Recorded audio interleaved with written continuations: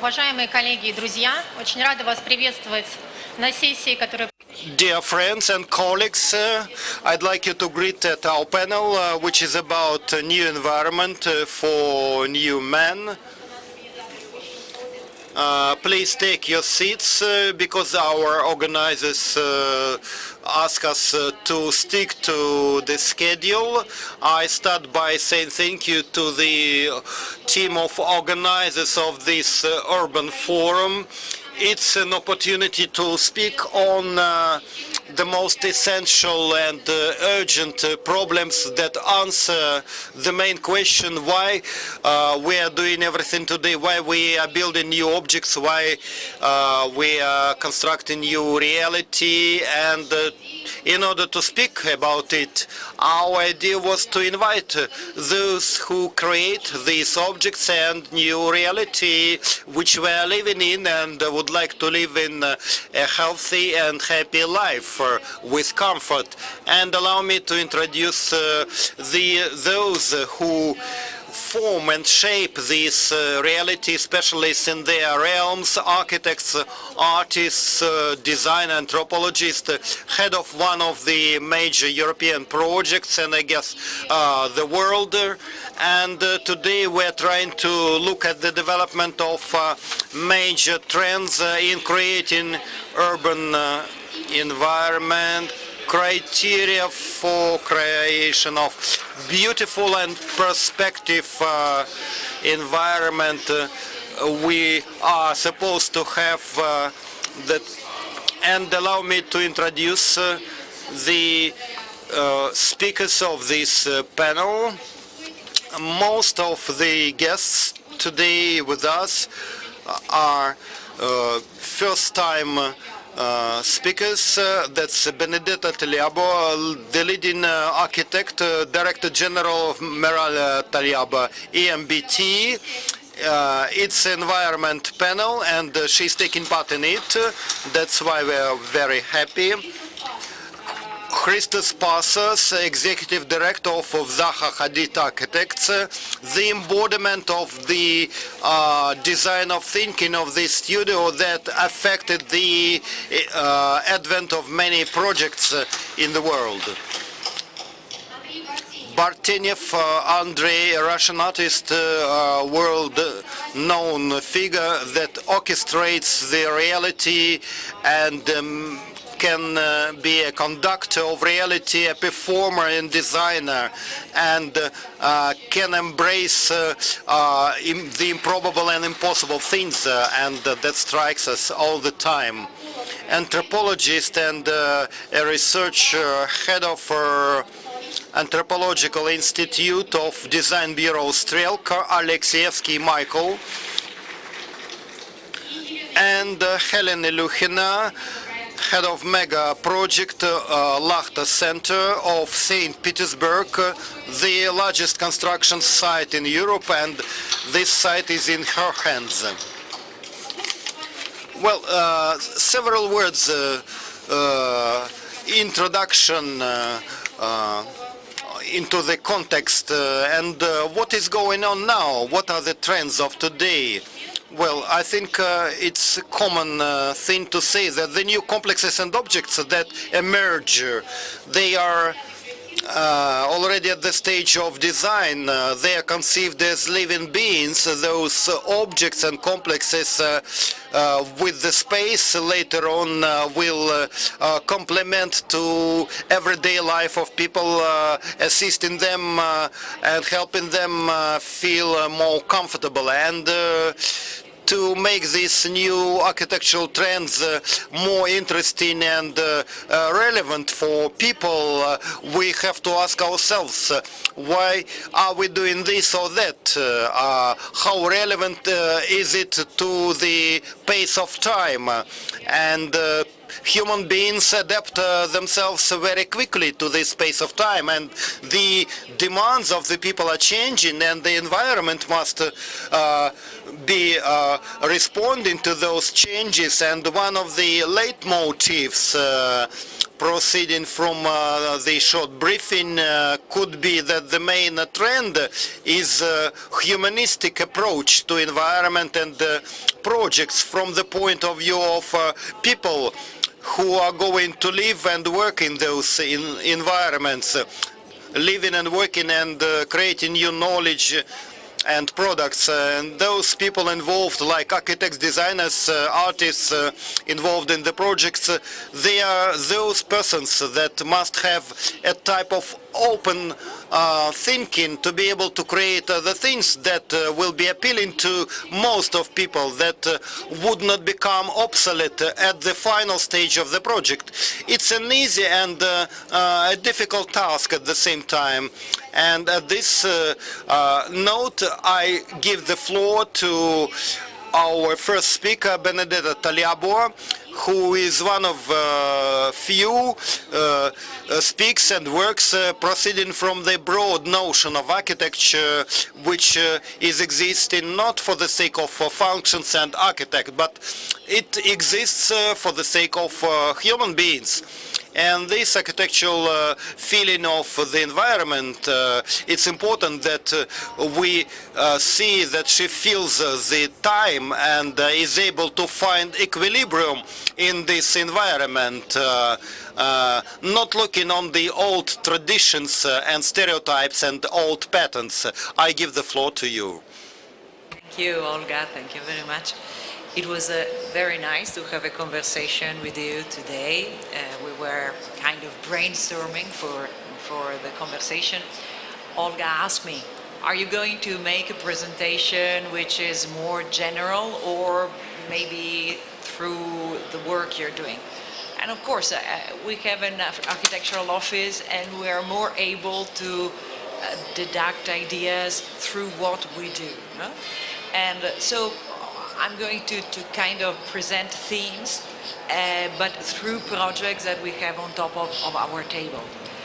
For example, in the panel before, there was this idea of how not to make mistakes again. No? And sometimes we have to work on top of mistakes.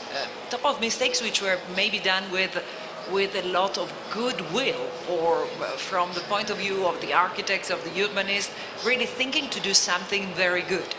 This was the case in Paris, in the outskirts of Paris. We are in a place called Clichy Montfermeil. And here in this place, in the 60s, there were some followers of Le Corbusier really thinking that a new city, new green city, rational, would be a fantastic place to live and will give the possibility for Paris to expand in a very healthy way. But actually this, at the end, didn't happen. No? Why it didn't happen? We are not so sure. We can go and analyze and understand, but for sure something was happening. People was not feeling they were belonging to the place. They were feeling the place to be hostile. And maybe because of this, the riots were taking place, and after the riots in 2005, the city of Paris did a very big project, a very big infrastructure project called the Grand Paris, which is trying to reconnect, like a way of putting together something which was not really working as it should have done. So these were images of Clichy Montfermeil after the riots. How people were destroying it, how this was not feeling to be the real place for the people to live, and how this series of competition in relation to the line of the Grand Paris are trying to make a big change in the environment. No? So through this new traffic, through this new flow of people, making a big change. Some other, let's say, artists are working in other ways. We were very interested when we started to think about this place, about the work of an artist called Géard. He was kind of understanding that this being anonymous, not having a face in your city, is the source of discontent. And he was making this kind of art action by taking faces of anonymous people and putting it gigantic in the city. So the faces are appearing, the eyes of the people is appearing, and in a way the soul of the city is appearing.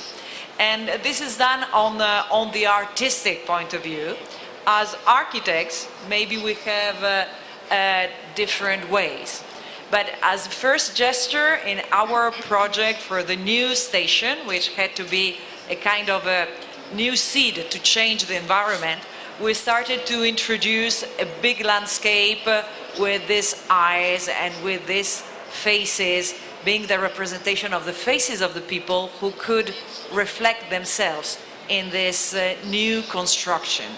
So we started not to think directly we would like to do this, but we started to look at the culture of the people there. Most of the people in Clichy is in Paris, but they come from outside France. They come from Africa most of the time. They come from places where the aesthetic is very different, where their dresses is totally different from the one you can find in the center of Paris. And we were playing with that, trying to say, okay, we take something which is belonging to the society, belonging to the people here, because we would like this new metro station to be kind of recognizable by the people, so that the people would be able to think that it's theirs. It's theirs, like some clothes that they wear or some things that they have in their own house. So that's why we were starting to think about a subway station which has a lot of light inside and which has these panels which are kind of, how do you say, weaved, like hand weaving, and which has this image. I'm very sorry, this is not working very well. This jumped. Okay, but we have not the image, I don't know why, there was a kind of a technical mistake, but there is this kind of weaving which is taking place into the public space, and also which introduce the colors and what is more belonging to the people. So we are now going on with this project. We think it's an important project in the sense that really it has a big challenge. The challenge is to have a place where you can really make through an architectural transformation a better in the city. Well, this doesn't work, no? Я So прошу прощения, техническая maybe неувязка. I У tell нас to someone переключается to ли go on. презентация? We go on quite fast.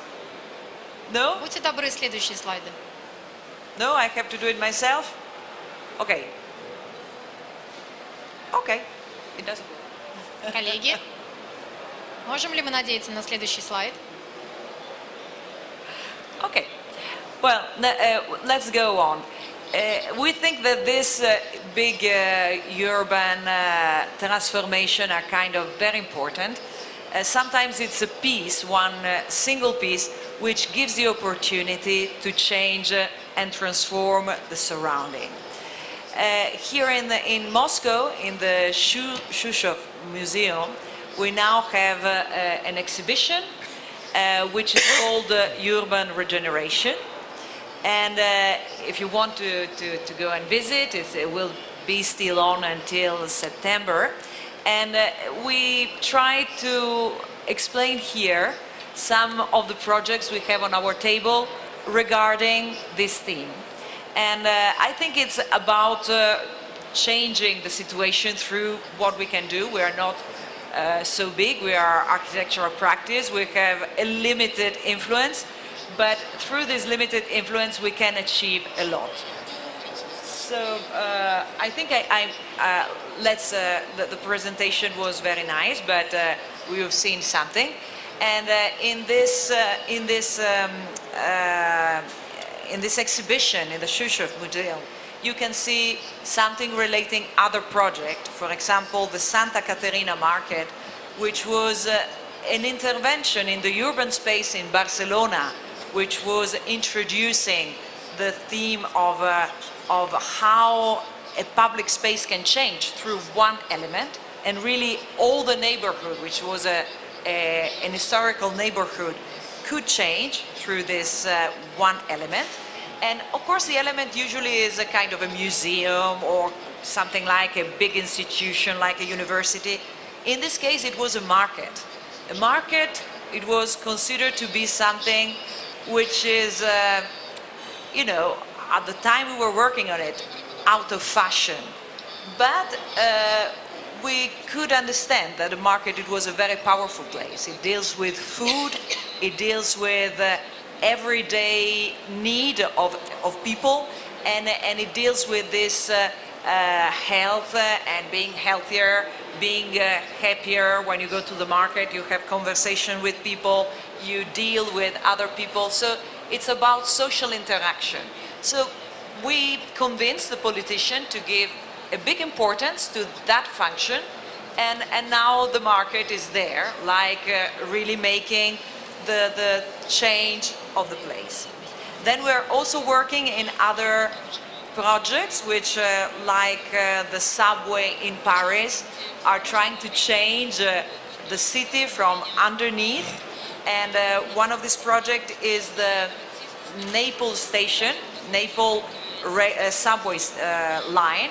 We are designing one of the stations, and I think this station is also very much in relation with what we are doing in Paris, in Clichy-Montfermeil. There is this idea that because you are in a historical city, it's impossible to make a subway, because whenever you go down, you find archaeology, and then the archaeologists stop the work. But in this case, the subway people, the subway authorities, propose to the city, look, when we go down, we will find archaeology, and the archaeology will be part of the station. So this was a very good idea. It was accepted. When the archaeology was found, it was cleaned and documented and then restored, and most of the time going back to the station again. And this gave the idea to introduce contemporary art into the station. And now this station, some of them are already working, and they are incredible. Naples is a city with a lot of vandalism, but on this station, people is not destroying at all. They are at the reverse. Benedetto, thank you so much. We are just in timing. Let us to finish on this optimistic note. How one element can be useful to change the one surroundings. element that combines just in centers, just contemporary art, absolutely new level of everyday environment, and at the same time to demonstrate the archaeological piece of art. It's just an amazing. Thank you so much. It's just demonstrate us how it will be possible with creative mind to combine different pieces and to work with different levels and to recreate big timeline in one project.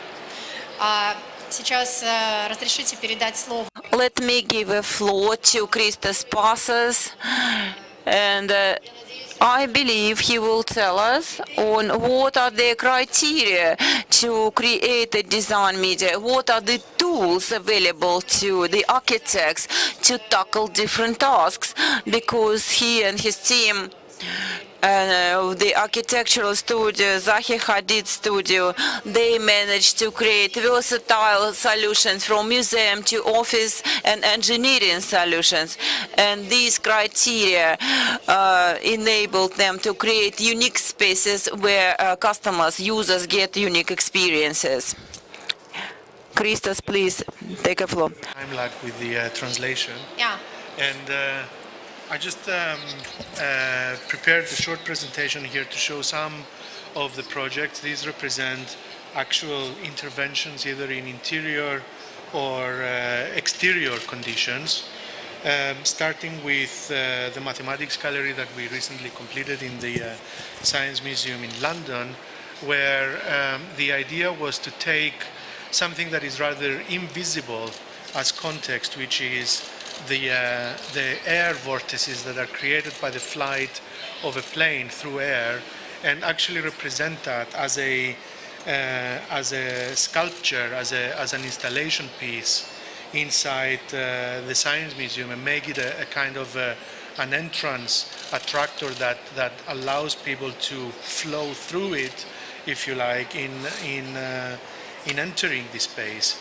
The reason we got interested a lot in these spaces was many years ago.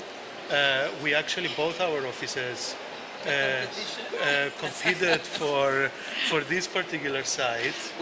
We didn't win, but you did. But you Very came a good. very good second, and I was actually always in admiration of that project, because I think, Enrique, and you developed a project which was about the kind of the Church of Sciences, if I read it correctly. Yeah. That wasn't necessarily the terminology that you used, but I found it very humbling and very also interesting. Thank you. So what we ended up doing in that particular case was a project that was, in a way, a monolith, a concrete monolith, but actually that was something that was very soft and smooth on the inside, and basically similar to a lot of the graphics that you see in this space today. We're using gravity fields as ways of organizing space, meaning we would take, let's say, notional, and the animation here doesn't play. I don't know if the guys in the back can help us with clicking that play button there. Maybe not. Anyway, the whole context was one where these kind of conical structures allowed us to lift up the whole building off of the ground and propose a solution where the heavy, let's say, volume of what would have otherwise been a science center with these interesting undulating interiors also gave rise to a public space below it that was in the undergrowth of the building, but actually became a public plaza that the city of Wolfsburg would end up using for different kinds of social events, watching football, celebrating Oktoberfest, and so on. So in this sense, our interventions have often been contrasting, if you like, to the visual environment that existed there. But at the same time, we also try to make the point that there is always, or very often, a kind of an invisible context, an invisible narrative that can give rise to projects that are new, that are based on contemporary artistic and architectural ideas, such as the Maxi, for example, here in Rome. More recently, well, relatively recently, we won a competition in Nicosia in Cyprus.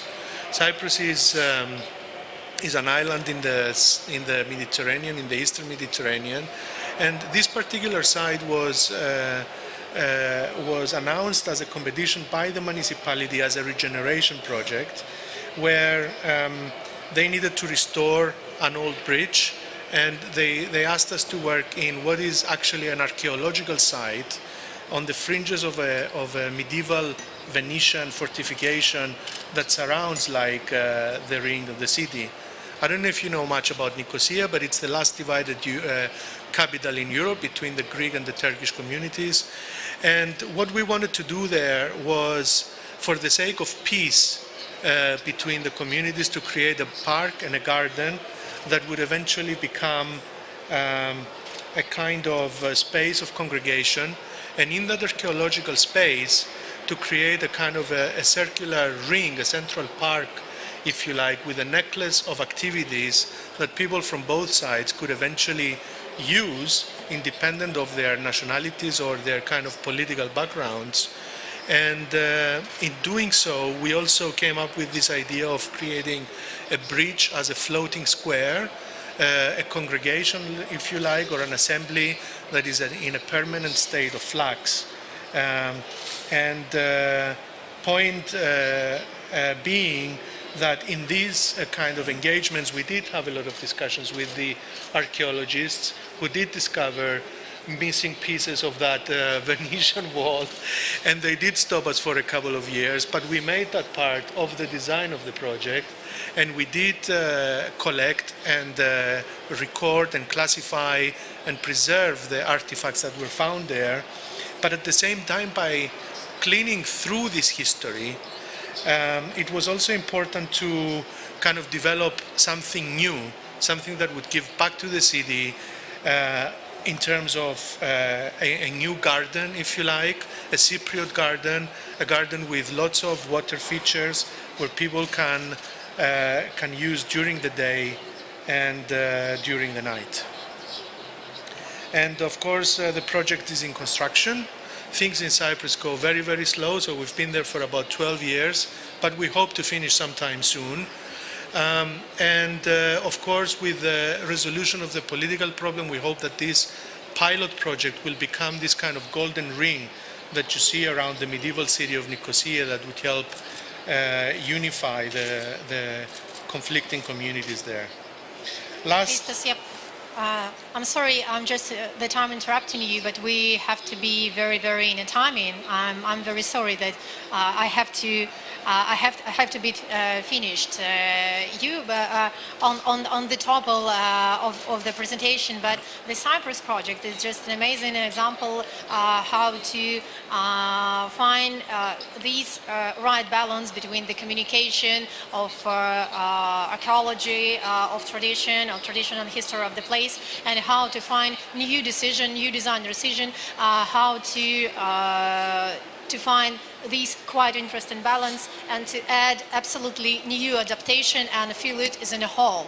And this is the same that we speak together, and it seems to me that it's one of the most important point to openness, and at the same to feel the balance of the time and of the place when you create something. Exactly. Спасибо огромное. Very much. And on this communication note, I would like to give a floor to Andrew Bartenev, because we just discussed the tradition, history, and contemporary, how the architects integrate the design solutions and ideas to the already existing environments. And you are, as a person, creating a new object sculptural reality, which is engraving into the urban environments. You can establish your communications not in time, but between the person. This is interpersonal communication. This is non-linear approach. You can create unexpected emotions and impressions. Hello, dear friends. And throughout my life, I've been involved in performance art, and in parallel, I do installations and sculptures. Performance art helps me to find the key to what kind of sculpture do I need to make, what kind of installations do I need to make. Contemporary sculpture in urban spaces play three roles. Role one, it entertains, it serves as educational object, and the third function, which is not discussed enough, and it is not focused on enough, the city sculpture, this is the focus of attention. Once pedestrian comes and encounters a sculpture on the way, this encountering prompts the pedestrian to change the focus or change the perception of the wall. The sculpture prompts a citizen to broaden the panoramic view, panoramic perspective on the environment, and through this panoramic perspective, the citizens, the residents begin to think, and what is my proportion versus this sculpture, versus the street, versus the buildings. And the sculptures, we need to use this specific feature, and we need to benefit from it. And let me tell you a story. This is a white wooden Kitten. It was ordered by Moscow shopping center. I was born in Norilsk, and all my sculptures, they are of white color because I'm from the north. And before we opened the whole exposition, we tried to keep the children and parents away from the sculpture. Before it opened, it should look very clean. And when it opened, lots of people rushed to it, and they climbed it, the kids with dirty shoes, and made it gray and black. And after meeting the celebrities, I came my cat 4.5 meters high. I saw that the whole body was black at the bottom, but I saw that his face was satisfied that the children footprints left on his body were like medals of joy and pride.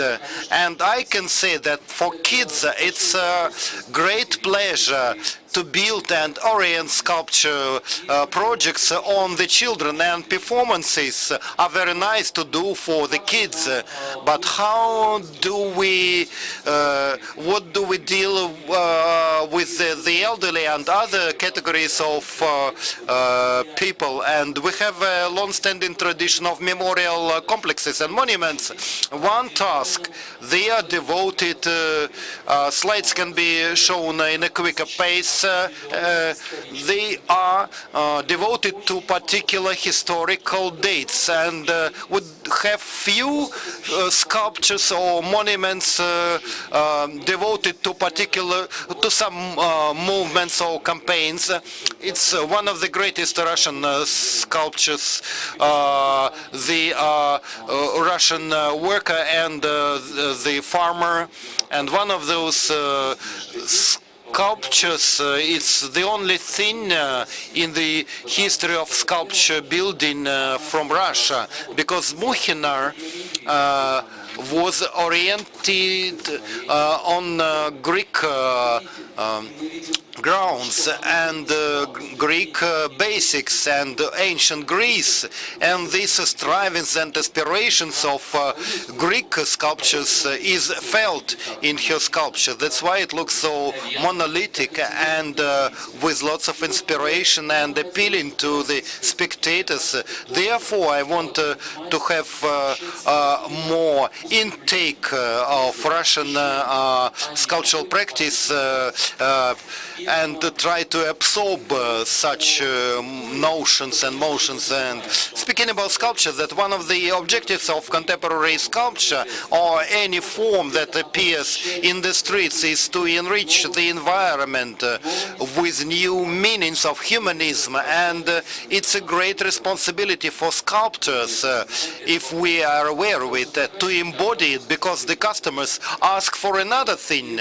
And what else? I want to say that about such a thing. In the intimate practice of human beings, there are certain attitudes to hair in the armpits. First, we leave everything as it is, and we have a lot of hair in the armpits. Another approach is we shave them or cut them. Shave them is the third approach, or we burn them. So, I guess all people who think about urbanization and about problem of development of and expansion of cities, they must be aware of at once what kind of armpit are we going to have, what are we going to do. To leave it as it is, to cut it or shave it, and then depending on this armpit culture, we will have sculptures and monuments of a strict and precise nature and objective. And one more thing, we know, and maybe it's an error, to be engaged and infatuated with historical monuments and to be infatuated with memory. Maybe we should be guided by some other principles of constructing monuments, and maybe it's a poetic form like this one, and within the frames of it we can build composition sculptures that could be accents, poses, or dashes, music can be embodied by means of sculpture. Let us fantasize and look into the past and speak about our eras. Let us look for new ways of our urban sculptures, and I liked our foreign partners' projects. This ring-shaped park, it's very humanistic, and the architects and sculptors, we have the magic force to get people together, and it's another lesson of humanism. And then this will be translated to their neighbors, their friends, and let us use it intelligently and smartly. Thank you. Well, this was an artistic manifest, as always, with some brilliant images. And now I'd like to give the floor to Mikhail Alexeyevsky, who I guess will focus us on a human being we are talking about. It's not an ordinary urban resident, but the one who sees the environment in his own or her own way. And it would be very interesting to hear the anthropologist's view about a particular location and environment, the way it affects the way of thinking of people living there. And this study was conducted in St. Petersburg, where everything is very different from any other city in Russia. Good afternoon, colleagues. After these brilliant speeches of creative people of art, I will be very dim and boring man of academic society, and I'm not going to speak about new and future things, but about real things taking place in the urban environment. And I guess it's very important, but we must speak about hardscape, urbanscape, about material embodiment. We keep speaking about culture of the city. Of course, it's very important, because even the most perfect from aesthetic point of view public spaces without life, they cannot work 100%. They will be dead. And one of the most important feelings of the urban space are urban events, city campaigns and festivities. And this panel enables me telling about our study with my colleagues in the Center of Anthropology in St. Petersburg was conducted. We raised the question about the correlation of cultural life and the city environment and landscape. And let me share some results of it. It's interesting in the context of our conversation in general. Well, a couple of words about my study and the way it was conducted. It's called Map of Events in St. Petersburg. We're very interested in the way our residents perceive the cultural events and activity around, and which ways they move. And that is, we wanted to analyze the cultural consumption in the context of everyday life, and we wanted to study the specificity of this event environment. St. Petersburg is especially interesting to study because we know it's cultural capital of our country, famous with many monuments and events, and to develop culture and to put extra efforts is unnecessary, because anyway it's already a cultural brand. But we wanted to understand what is behind the facade, the icon of the city, and how the local population perceives the events. Are they sick and tired, or they lack some cultural events, or maybe they need some new formats. We studied a series of, we had a series of interviews of people having to do with the culture of the city, experts, organizers of cultural events. I skipped some slides, sorry, and we talked to journalists writing about culture, local authorities, cultural department, and all of them told how from their point of view culture events take place and which of them are very popular, which formats are not so popular and which are very popular. Part of our study was in-depth interviews with local residents, and we interviewed not all types of residents, three major categories as we thought the most prospective in the context of future development. High school children, number one, then parents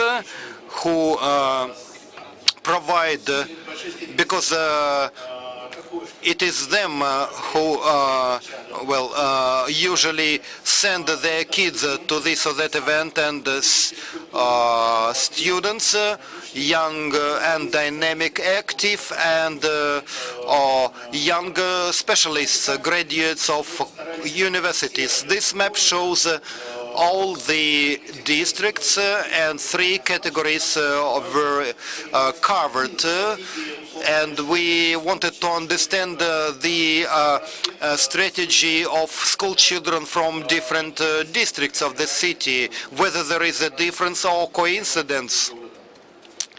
And speaking about some global trends that we found,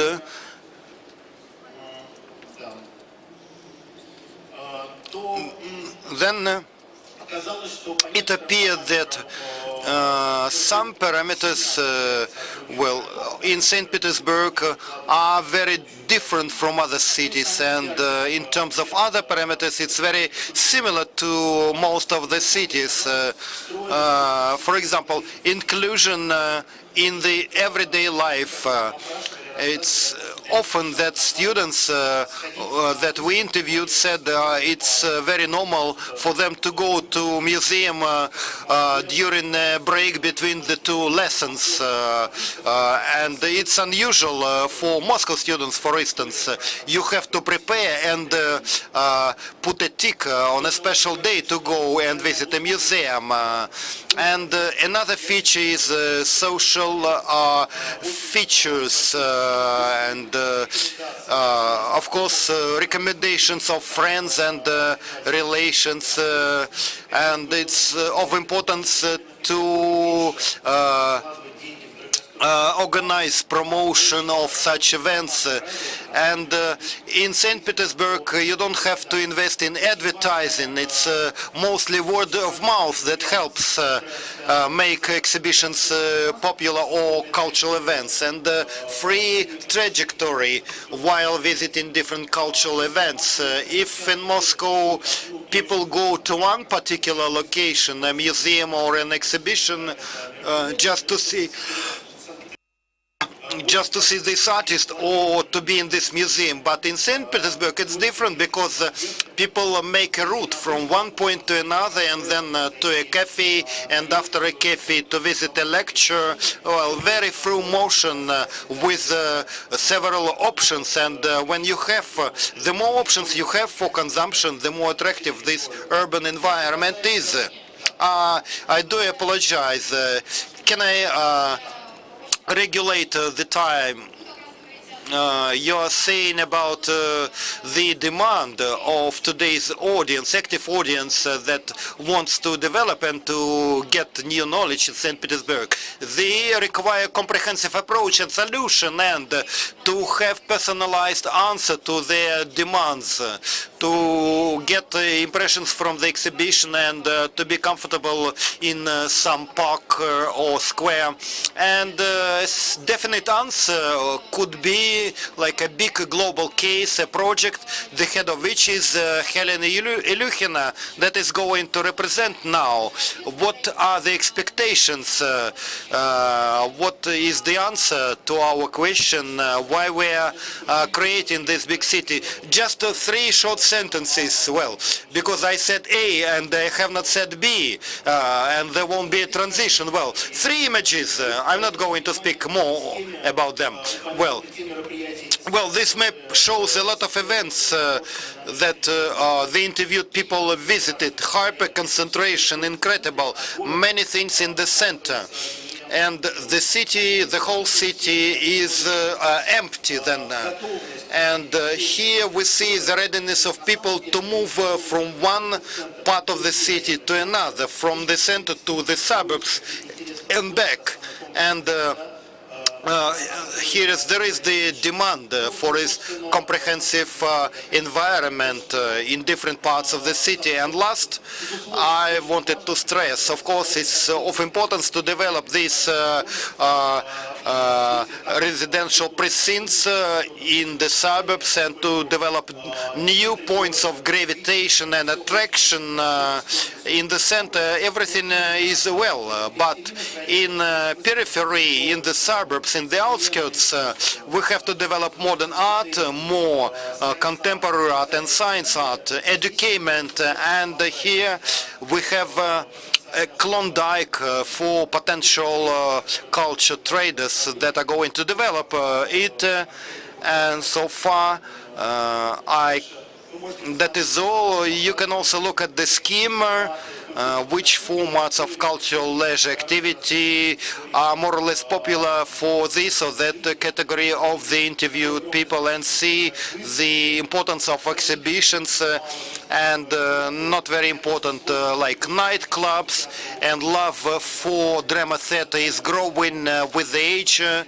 And yeah, thank you very much, Mikhail. And now I give the floor to Helena Ilyukhina, and new St. Petersburg polycentric city that is almost ready at this stage of new type of consumption of culture. Good afternoon, colleagues.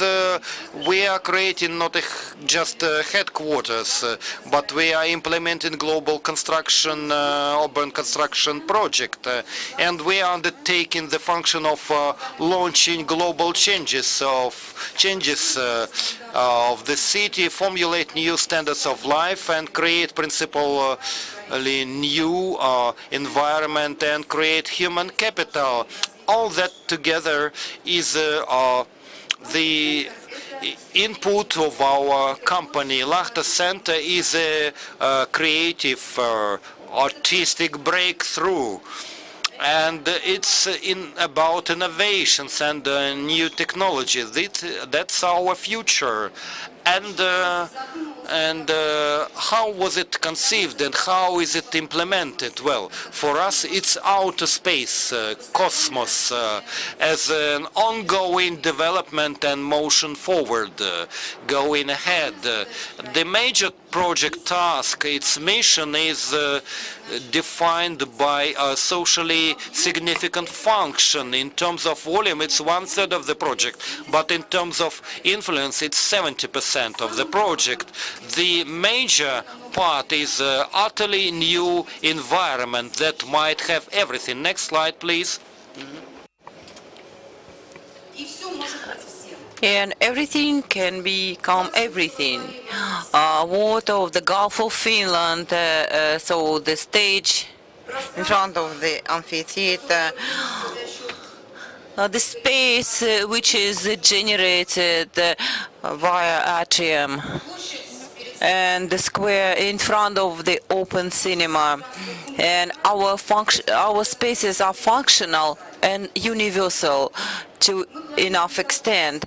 We are planning to establish a Lacta center and to become a virtual dominance of the city, putting together and reflecting life of the city in all its variety, from weather up to the happiness level. We will know what is the sentiment around the city. Openness